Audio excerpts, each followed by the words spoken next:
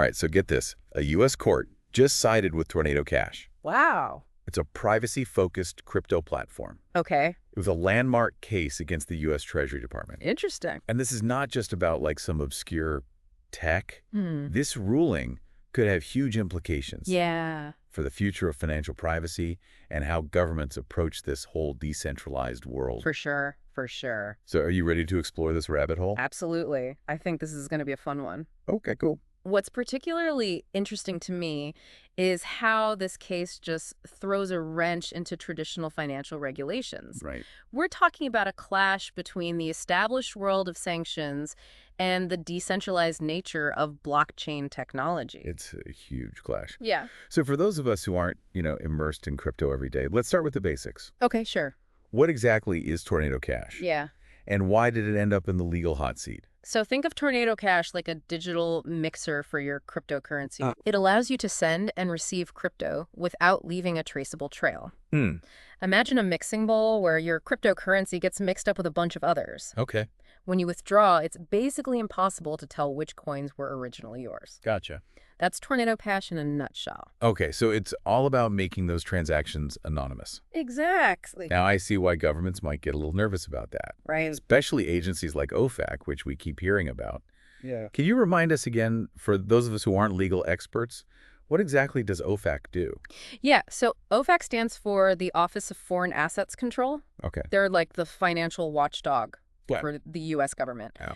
They enforce sanctions based on U.S. foreign policy and national security goals. Essentially, they can block transactions and freeze assets of individuals or entities that they consider threats. I see.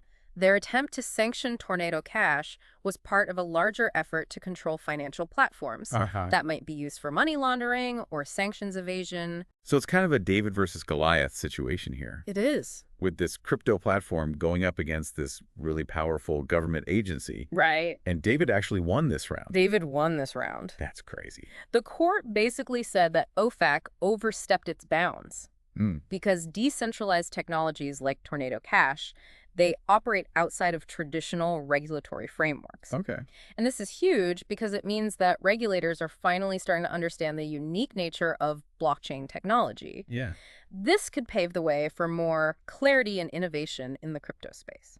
That makes sense. Yeah. So the court basically drew a line in the sand, acknowledging the independence of these decentralized platforms. Yes. But how did Tornado Cash even pull this off? What makes it so different from, say, a regular bank that OFAC could easily sanction? That's where this fascinating concept of immutable smart contracts comes in. Okay. Tornado Cash is built on these contracts, which are basically lines of code stored on a blockchain. Once these contracts are deployed, they can't be changed or shut down by any single entity, Wow. not even a government agency. So even if OFAC wanted to just shut down Tornado Cash, they couldn't just flip a switch. They can't. Wow. And the court recognized this, stating that OFAC can't sanction the underlying technology itself. I see why this is such a big deal. It is. It's not just about Tornado Cash. It's about how governments are going to deal with this whole world of decentralized finance. Exactly. What does it actually mean for people like you and me? So for starters, U.S. citizens can now legally use Tornado Cash's services. This throws the whole debate around privacy versus security in digital finance wide open. Yeah, that's a good point. And I imagine this is sending shockwaves far beyond the U.S. too, right? Absolutely. I think if this U.S. court decision sets a precedent, other countries might have to rethink their positions on similar technologies. For sure. It raises a crucial question. How will governments around the world grapple with the rise of decentralized technologies that are by design resistant to traditional control? Yeah, that's a great question. I don't have the answer for you. Okay, so here's the kicker. Some people in the crypto community believe that code is law. Right. Help me understand what that means for the future of finance. That's a really complex idea, but it essentially means that the rules embedded in the code of these decentralized platforms should be the ultimate authority, not governments or traditional institutions. So not the people that we're used to. Not the people that we're used to, and this ruling certainly gives weight to that perspective. So we're left with a huge question. If code is law, how will governments adapt to this new reality? That's the question. Where do you think the balance between privacy and security should lie in the future of finance? I think that's a question for all of our listeners to consider. I think so, too. And I'd love to hear what people think. Yeah. I think it's one of the biggest questions facing us in the coming years. I think you're right about that. Thanks for having me on to discuss this. I really enjoyed it.